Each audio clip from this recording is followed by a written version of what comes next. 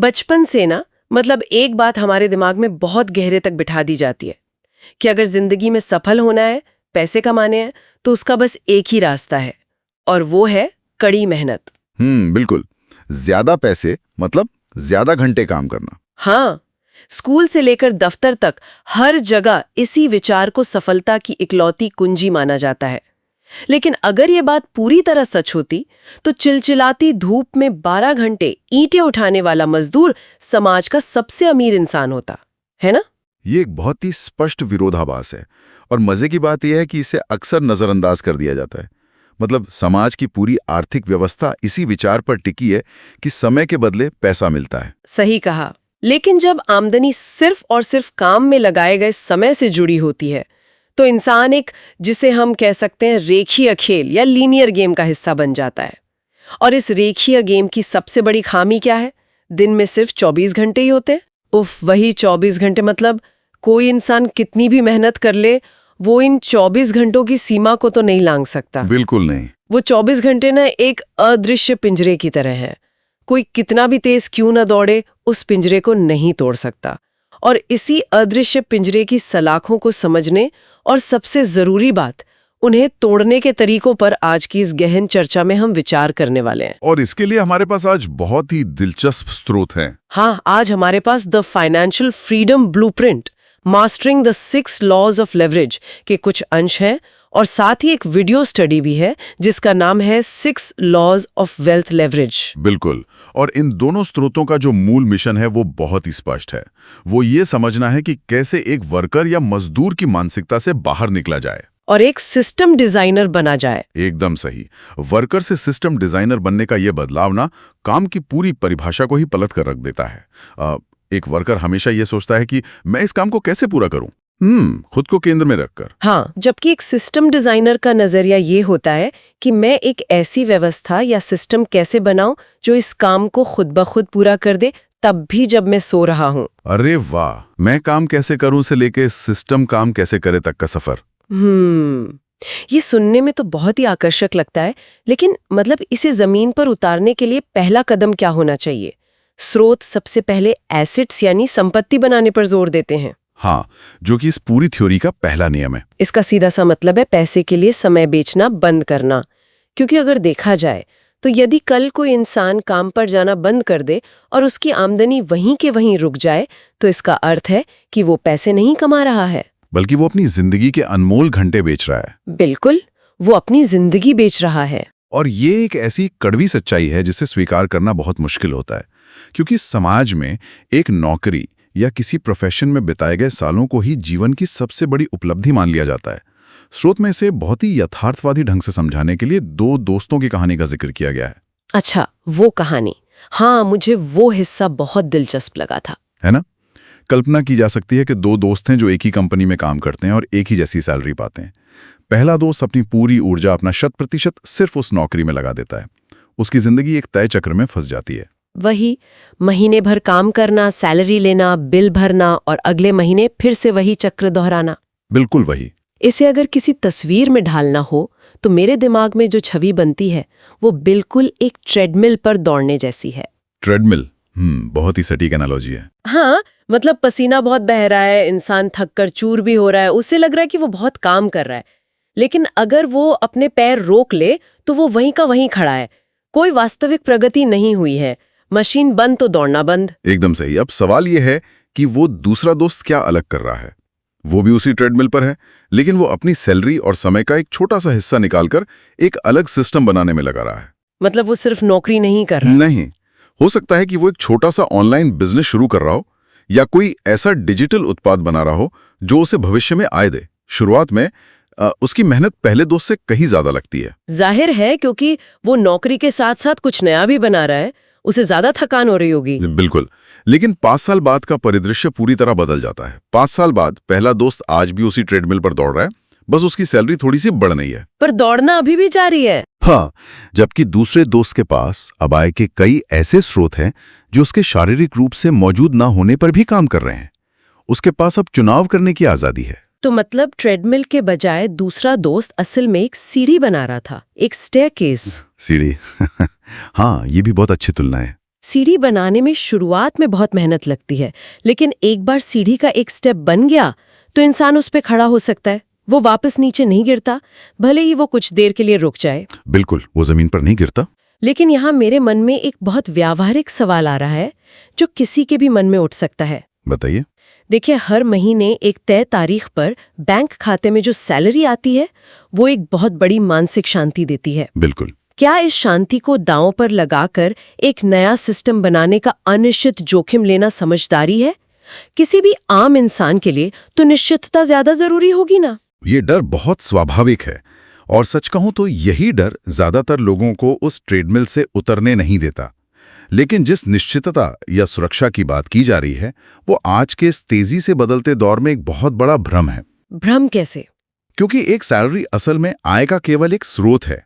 अगर कल वो कंपनी बंद हो जाए, अर्थव्यवस्था में मंदी आ जाए या जैसा कि हम आजकल देख रहे हैं कोई नई तकनीक उस इंसान के काम की जगह ले ले, तो वो सुरक्षित सैलरी एक ही झटके में शून्य हो सकती है। उफ, एक ही झटके में सब खत्म। हाँ, स्रोत इस बात पे बहुत जोर देते हैं कि असल जोखिम कुछ नया बनाने में नहीं है, बल्कि असल जोखिम अपनी पूरी जिंदगी और आर्थिक सुरक्षा को सिर्फ एक ही आय के स्रोत के भरोसे छोड़ देने में है।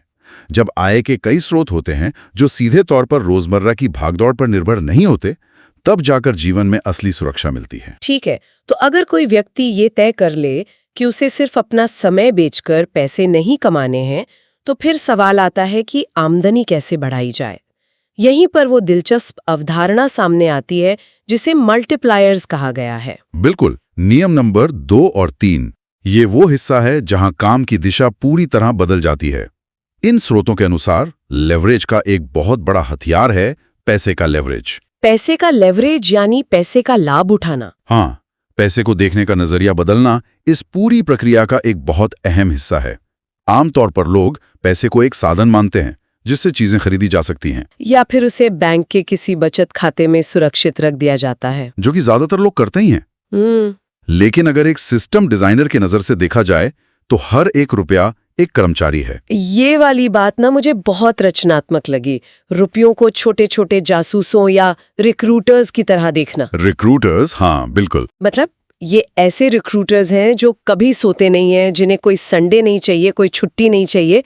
इन्हें दुनिया में भेज दिया जाता है ताकि ये बिना थके 24 घंटे काम करें, नए अवसरों की तलाश करें और ज्यादा रुपयों को पकड़कर वापस लाएं। एकदम सटीक। और यही स्मार्ट इन्वेस्टिंग का असली तंत्र है, उसका मैकेनिज्म है। बैंक में रखे पैसे को महंगाई या इन्फ्लेशन धीरे धीरे चुपचाप खाता रहता है, दीमक की तरह। हाँ, लेकिन जब पैसे को स्टॉक्स, म्यूचुअल फंड्स या किसी अन्य एसेट में लगाया जाता है तो वहां कंपाउंडिंग अपना जादू दिखाती है, एक स्नोबॉल की तरह। हाँ, कंपाउंडिंग का असर। कंपाउंडिंग का सीधा सा विज्ञान ये है कि केवल मूल रकम ही पैसा नहीं कमाती, बल्कि उस पर मिलने वाला मुनाफा भी आगे चलकर पैसा कमाने लगता है। यानी जो छोटे छोटे रिक्रूटर्स पकड़कर लाए गए थे, वे भी अब नए रिक्रूटर्स बनकर काम पर लग गए हैं। और समय के साथ ये फौज इतनी बड़ी हो जाती है कि कोई भी इंसान अपनी शारीरिक मेहनत से उतना पैसा कभी नहीं कमा सकता। कभी नहीं। लेकिन चलिए, ये तो हुई पैसे की बात। अब हर किसी के पास तो शुरुआत में निवेश करने के लिए लाखों रुपए नहीं होते कि वे इन रिक्रूटर्स की फौज खड़ी कर सकें। तब क्या किया जाए?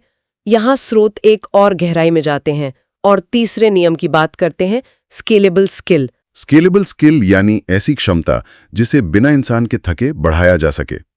इसका मैकेनिज्म समझना बहुत जरूरी है क्योंकि सभी स्किल्स एक समान नहीं होती। हाँ, वीडियो स्रोत में इसके लिए एक मैनुअल काम करने वाले पेशेवर और एक डिजिटल क्रिएटर की तुलना की गई है ना? बिल्कुल। वो तुलना इस अंतर को बहुत स्पष्ट करती है। मान लिया जाए कि एक बहुत ही काबिल और अनुभवी डेंटिस्ट है। वो दिन भर में कितने मरीज देख सकता है? 10-20। हाँ, उसकी एक स्पष्ट शारीरिक सीमा है। हर एक अपॉइंटमेंट में उसका समय और ऊर्जा खर्च हो रही है। वही 24 घंटे वाला अदृश्य पिंजरा जिसकी हमने शुरुआत में बात की थी। ठीक वही, वो उस पिंजरे में है।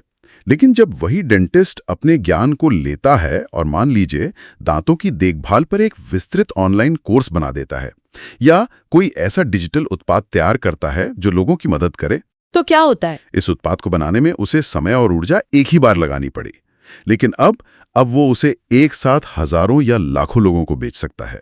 इसमें प्रयास और इनाम के बीच का जो सीधा संबंध था वो पूरी तरह टूट गया।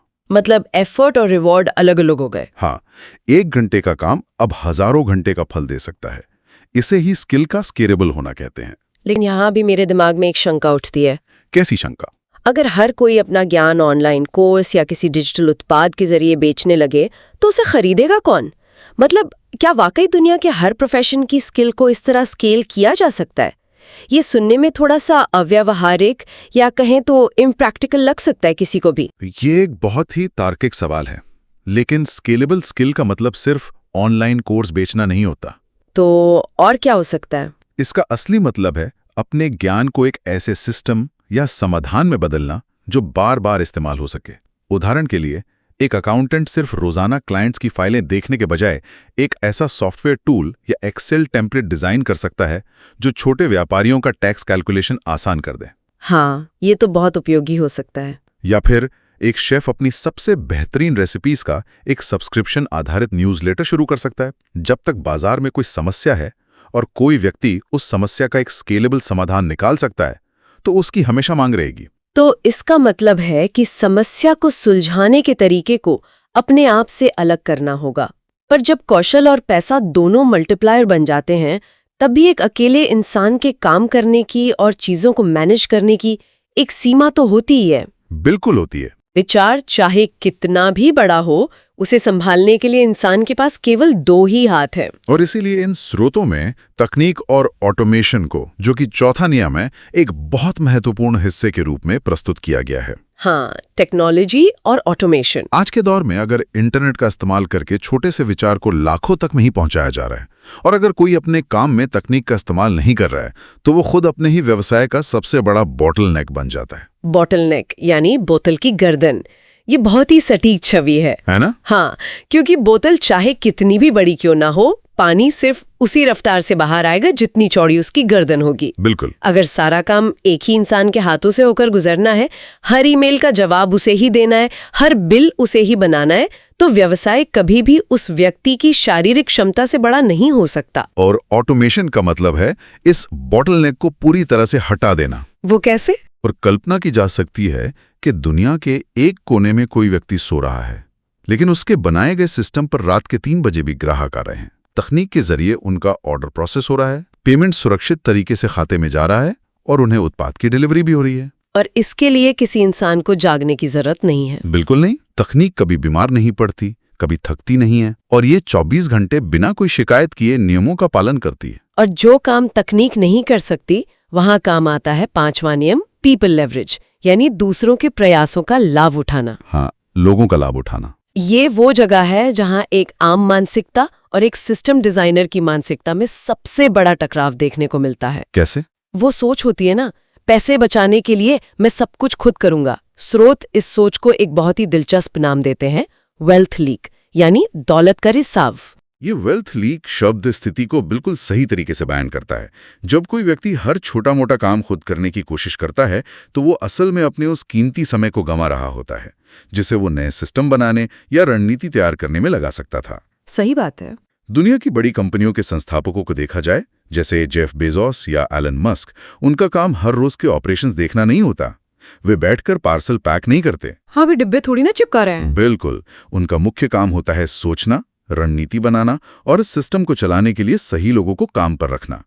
एक फ्रीलांसर और एक बिजनेस ओनर के बीच का यह सबसे बड़ा मानसिक बदलाव है। मतलब फ्रीलांसर वो है जो खुद ही बिजनेस है, जबकि ओनर वो है जिसके पास एक बिजनेस है जो दूसरों के जरिए चलता है। एकदम सटीक। पर जब कोई शुरुआत कर रहा हो, तो क्या दूसरों को काम पर रखना और उन्हें काम सिखाना समय बचाने के बजाय खर्चा और सिरदर्द ज्यादा नहीं बढ़ा देता? ये एक बहुत ही आम उलझन है। अक्सर ऐसा लगता है कि किसी और को समझाने में और उसकी गलतियां सुधारने में जितना समय जाएगा, उससे जल्दी तो ये काम खुद ही निपटा लिया जाए।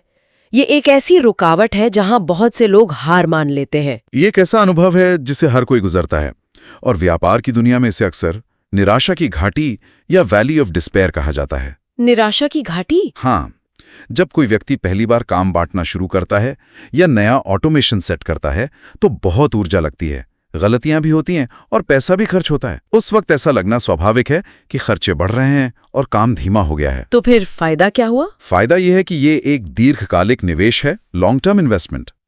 एक बार जब वो सिस्टम काम करने लगता है या टीम प्रशिक्षित हो जाती है तो वो इंसान को हमेशा के लिए उस रोजमर्रा के काम से आजाद कर देती है। समय की आजादी मुफ्त में नहीं मिलती, शुरुआती मानसिक तनाव उसी आजादी की कीमत है। तो अगर हम इस पूरे खाके को एक साथ देखें, पैसा, स्केलेबल स्किल, तकनीक और लोग, ये सब मिलकर एक बेहतरीन मशीन तो बना देते हैं। बिल्कुल, एक मजबूत लेवरेज सिस्टम। लेकिन किसी भी मशीन को, चाहे वो कितनी भी आधुनिक क्यों ना हो, चलने के लिए ईंधन चाहिए होता है। जब कोई इंसान बिल्कुल जीरो से शुरुआत कर रहा है तो वो ईंधन कहाँ से आएगा? इसका जवाब उस छठे नियम में छिपा है जो इन सभी नियमों का आधार प्रतीत होता है। हाँ, ये वो नियम है जो पूरी नींव तैयार करता है। इससे फाइनेंसिस के लिए 80% का नियम कहा गया है।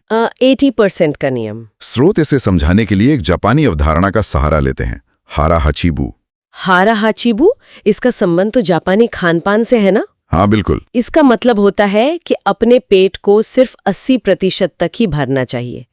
मतलब जब पेट में थोड़ी जगह खाली रहती है तो शरीर को खाना पचाने के लिए और सही तरीके से काम करने के लिए ऊर्जा मिलती है। अगर पेट को पूरा 100% भर लिया जाए तो इंसान सुस्त हो जाता है और उससे ठीक से चला भी नहीं जाता। एकदम सही। लेकिन इस खाने पीने की बात का किसी की वित्तीय सेहत या बैंक बैलेंस से क्या लेना देना है? दोनों के बीच का संबंध बहुत ही गहरा है।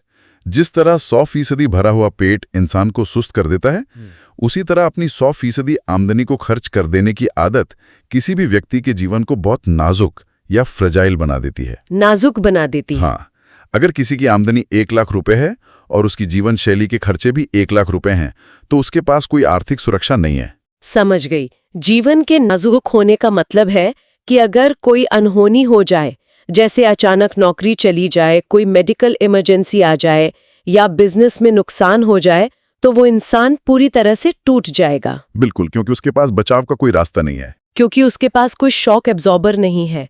ये बिल्कुल वैसा ही है कि कोई ऐसी गाड़ी चला रहा हो जिसमें ब्रेक ही ना हो, जरा सा भी गड्ढा आया और दुर्घटना तय है।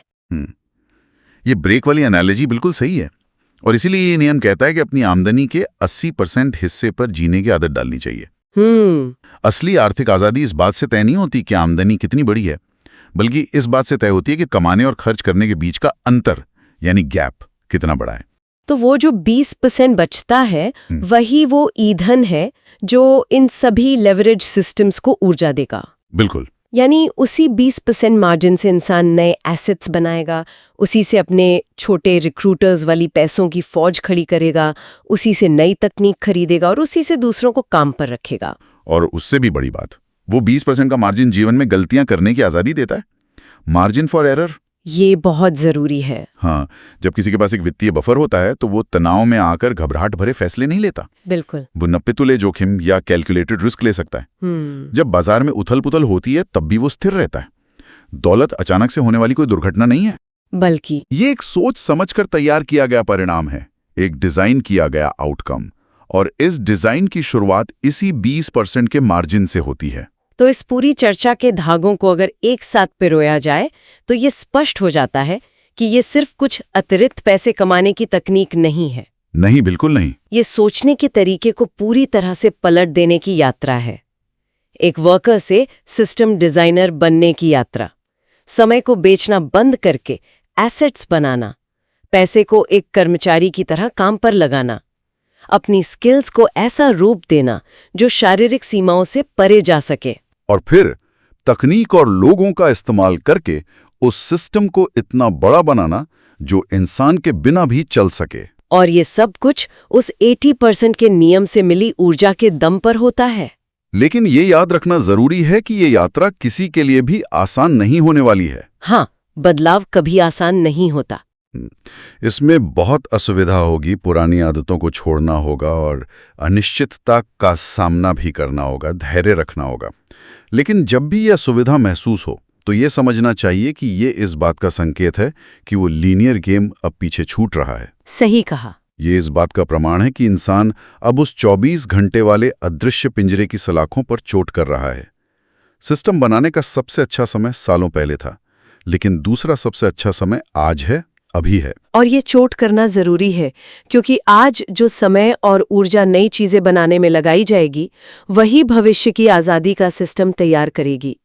इस पूरी चर्चा को समाप्त करते हुए एक ऐसा विचार सामने आता है जो इन स्रोतों की जानकारी पर आधारित तो है, लेकिन हमें एक कदम आगे सोचने पर मजबूर करता है। कौन सा विचार?